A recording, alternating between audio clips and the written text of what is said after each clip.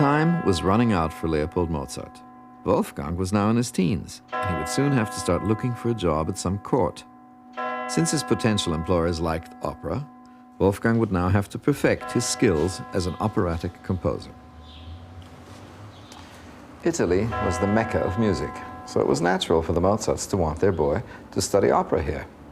Not only was it important for Wolfgang to learn the technical aspects of composing an opera, but it was vital for him to hear the particular qualities of Italian singers. He had already traveled to all the other centers of European music, and his standard of education was pretty terrific. He was adept in the arts and sciences, and he conversed and wrote in Latin, English, French, Italian, and of course German. Evidently there was nothing this child couldn't learn in record time. As always, he met the aristocracy. As always, he met the leading musicians of the day. And as always, he was admired by everyone.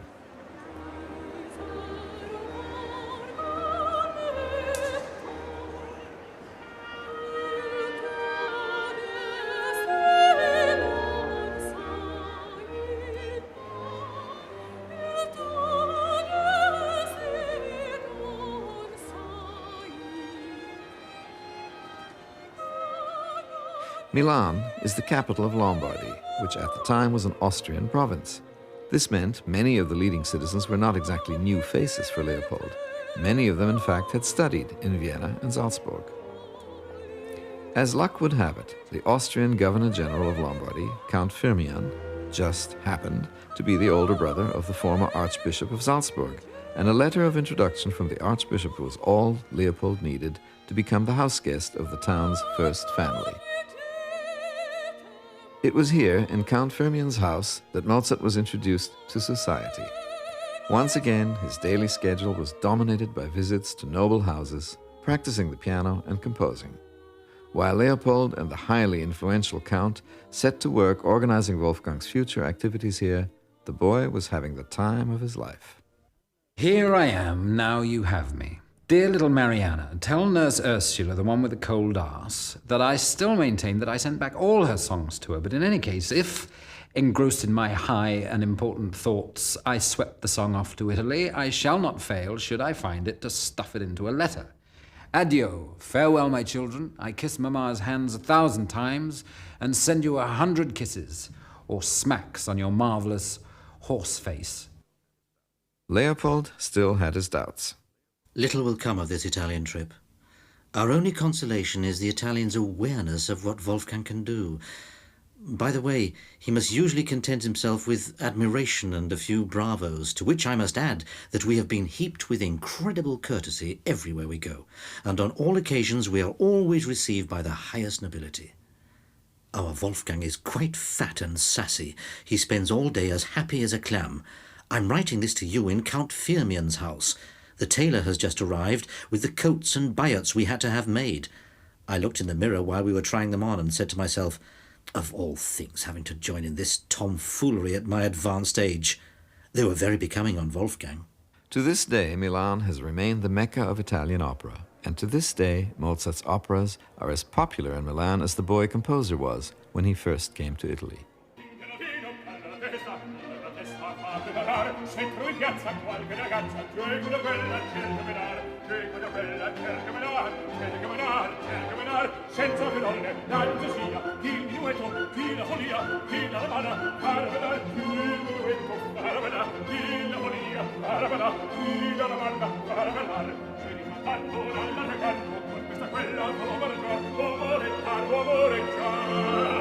It was here in Milan that the first plans were made for the 14-year-old boy, who already had 4 stage works to his credit, to write his first full-scale opera.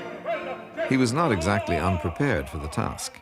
Back in London, Johann Christian Bach, the so-called Milanese Bach, had introduced the 8-year-old to Italian operas and symphonies.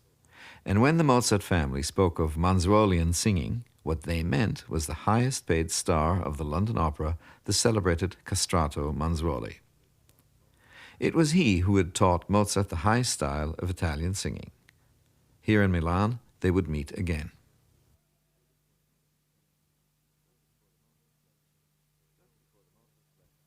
Just before the Mozarts left Milan for a whirlwind tour up and down the Italian boot, Count Firmian gave Wolfgang a little going-away present, a volume of libretti by the prolific Italian court poet Pietro Metastasio, a kind of 18th century Johnny Mercer, whose words had been set to music by just about every composer on the continent. Mozart knew how to take a hint. He immediately went to work, setting 4 arias from the collection to music as his going-away present for Firmian's farewell party. The first influences of Italian music are clearly evident in these vocal settings. And so, Milan had been worth it after all. With renewed hope in his heart, Leopold set off on the next leg of their long journey. On March 15th, father and son continued on for a brief stop in Bologna, weighted down with gifts and money, to which their benefactor Count Firmian added another bit of good news. He had arranged a contract for Mozart to open the coming 70-71 opera season with a new work to be entitled Mithridate. The libretto was based on a tragedy by the great French dramatist Racine, and it had already proven itself in a musical setting by another composer.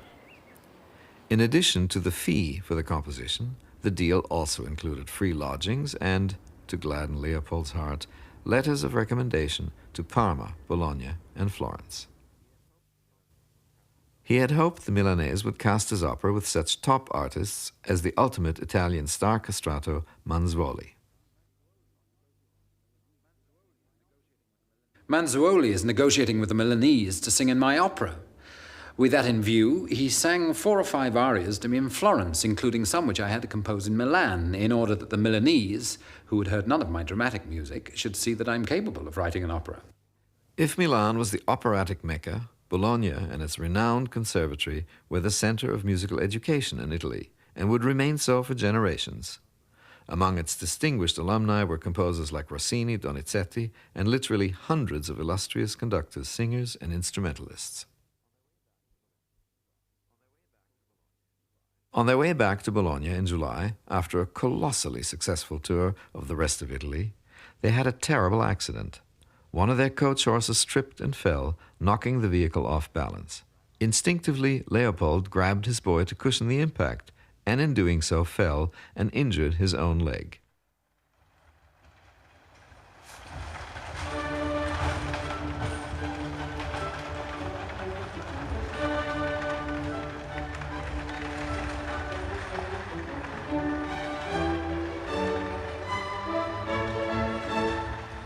Their host in Bologna was a friend of Count Firmian, the Margrave Pallavicini. He immediately provided them with a coach of their own so that Leopold would not have to strain his injured leg, and offered them the use of his lavish villa outside of town, where Wolfgang could have the peace and quiet he needed to start mapping out the more than 3 hours of his opera. Yesterday we arrived at the country home. I must tell you how magnificently we are being treated here. Everything is silver, even the chamber pot and the nightlight. His Excellency has quartered us in the first rooms of the house. In the Sala Terrena, where we take our meals, everything is fresh, cool, and pleasant. They treat you to the most precious figs, melons, and peaches. I'm more than delighted to be able to write to you how well we are. I too am still alive, and what is more, as merry as can be. I had a great desire to ride on a donkey today, for it's the custom in Italy, and so I thought that I should try it too. We had the honor to go about with a certain Dominican who is regarded as a holy man. For my part, I don't believe it. At breakfast, he often takes a cup of chocolate and immediately afterwards a glass of strong Spanish wine, and I myself have had the honor of lunching with this saint who drank a whole decanter and finished up with a full glass of strong wine, 2 large slices of melon, some peaches, pears, 5 cups of coffee, a whole plate of birds, and 2 full saucers of milk and lemon. You may, of course, be following some sort of diet, but I don't think so, for it'd be too much. And moreover, he takes several little snacks during the afternoon. Throughout his life, Wolfgang was no respecter of sacred cows, and whatever the consequences, he never lost either his sense of humor or his teenager's guilelessness for telling it like it is. The summery atmosphere in the Italian countryside was just what Wolfgang needed. Out here in the country, he could give free rein to his capacity for silliness and nonsense, especially as he had found himself a friend his own age. Count Giuseppe Maria was the son of the house, He spoke German, French, and Italian, and he played the piano. Mozart enjoyed reminding his blue-blooded friend that they were now equal in rank and station, as he had just been made a Knight of the Golden Spur by the Pope in Rome. It's a pity he had so little time for such friendships, but with talent like that, both the penalty and the reward were constant musical activity. My dear Mamma, I cannot write much, for my fingers are aching from composing so many recitatives. Mamma, I beg you to pray for me that my opera may go well, and that we may be happy together again. I kiss Mamma's hand 1,000 times, and I have many things to say to my sister, but what? God and I alone know. If it is God's will, I shall soon, I hope, be able to tell them to her. Homesick? Probably just reeling from the pressures of his creative work and the usual problems youngsters face in their early teens. He was outgrowing his clothes, and his voice had started to change. He can't cough up 5 proper notes, his father wrote. And as if composing weren't enough, he practiced the violin every day and virtually devoured the Arabian Nights. In Italian, of course.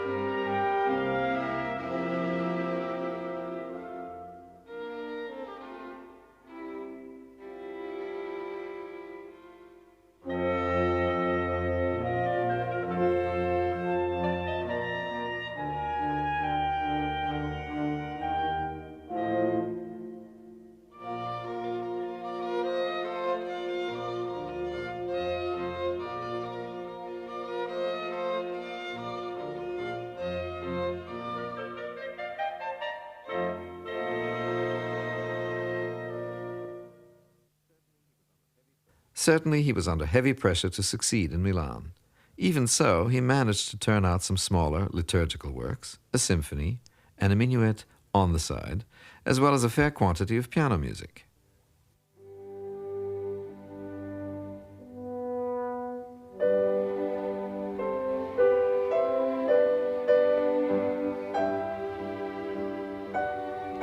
Whichever of the myriad styles at his command Mozart happened to be writing at any point in time, it always had an interactive effect on everything else he was composing.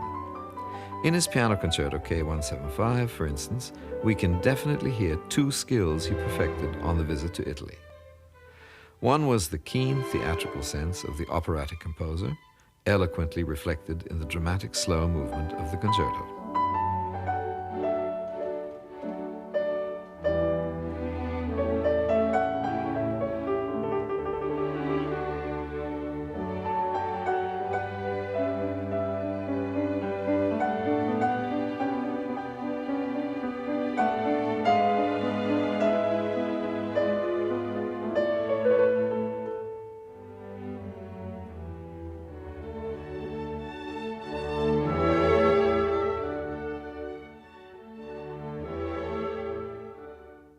The second factor was his occupation with sophisticated musical forms.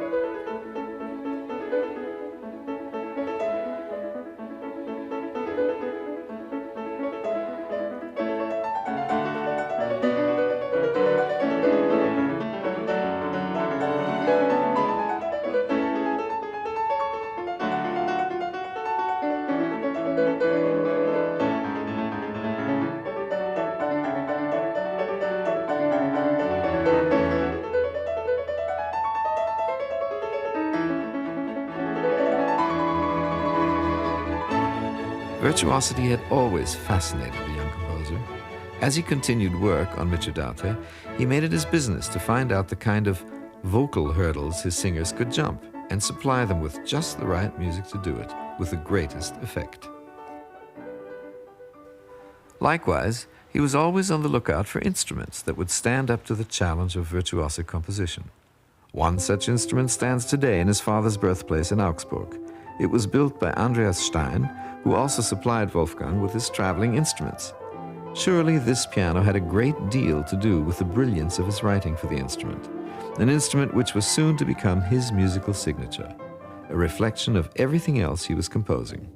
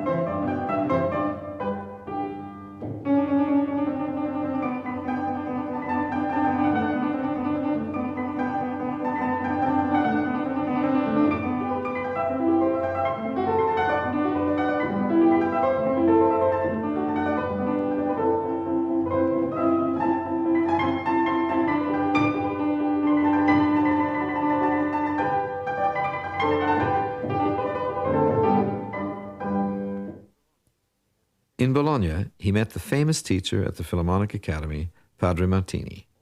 Composers from all over the continent came to study counterpoint with him from that day until years later when he taught the young Rossini his craft.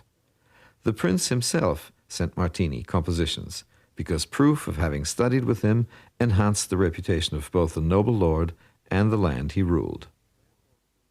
Leopold soon struck up a warm friendship with his fellow educator, presenting the priest with a copy of his violin course and asking him to give the examination for membership in the academy to his son. Wolfgang was actually still too young for this examination, but the powers that be looked the other way. As a matter of fact, Padre Martini even violated the academy's honor system to make certain he would be admitted. On the day of the test, Wolfgang had to compose a fugue, and this is what happened.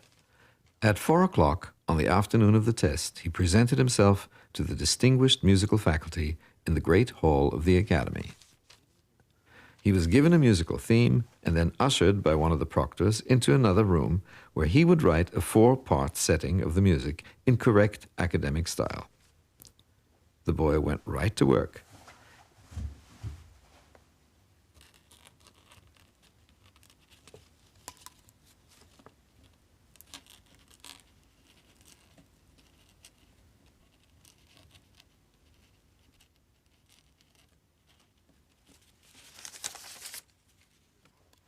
In the remarkable time of only half an hour, he completed the assignment.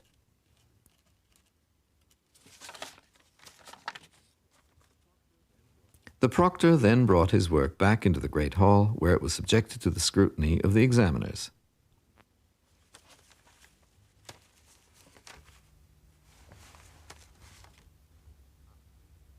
After due consideration, they finally took a vote using white and black balls to indicate their preference.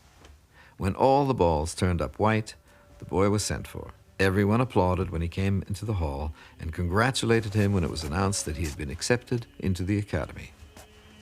And while all of this was going on, the cunning members of the society kept his poor and nervous father locked up in the library.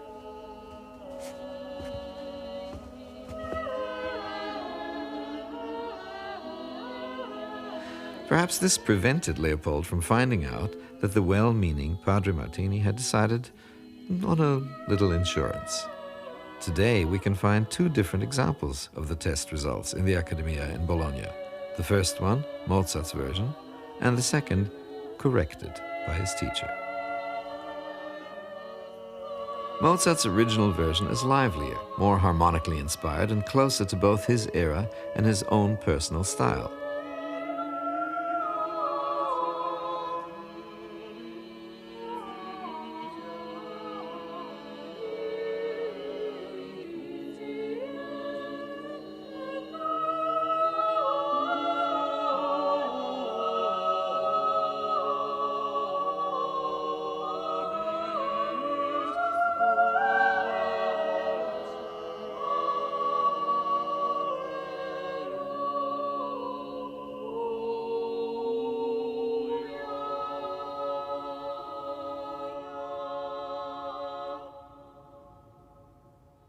Padre Martini reworked the voice leading in accordance with the rules of the old school.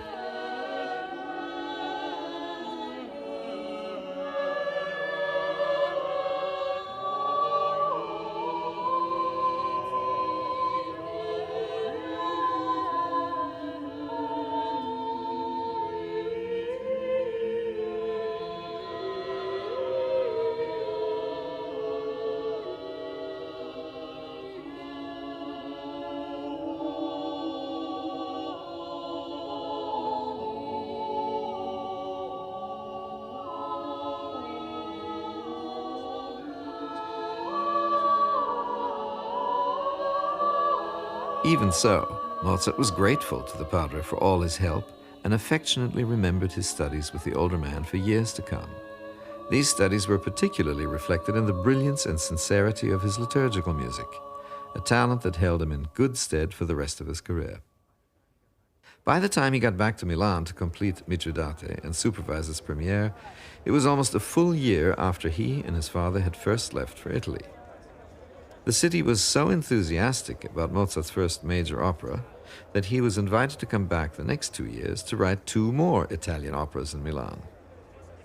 When he returned to Salzburg from this tour in time for Easter of 1771, Mozart had truly come of age. It was time to move on to new horizons. Back home, Wolfgang turned his attention to a musical form that was still new to him, the piano concerto. The result, K175, was written for a concert at court, and it was a major event in his life as a composer, in that it was his first completely original piano concerto. From now on, everything he had learned came together, everything he'd been taught and everything he had learned on his endless journeys. This piece marks a milestone in Mozart's musical development.